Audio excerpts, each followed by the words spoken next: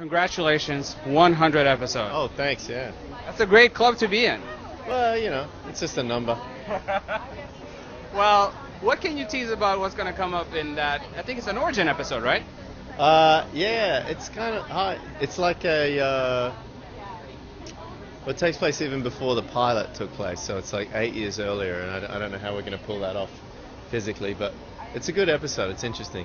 Yeah. So, had you already had in mind how that sort of episode, that meet between those characters would look like? Yeah, in a lot of ways I did, yeah.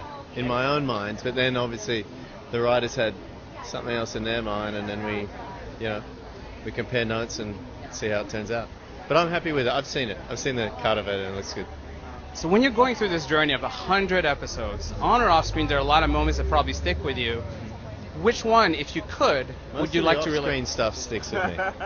Which one would you like to relive if you could?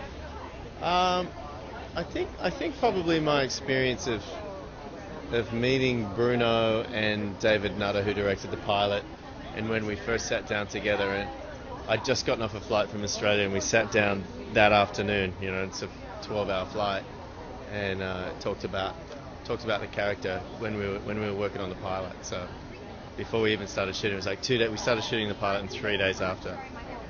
And so, a lot of theories about who Red John is. Mm-hmm. Do you know who Red John is? No, they won't tell me. No one wants to tell you? If you knew, would you tell me? I can. I get in a lot of trouble.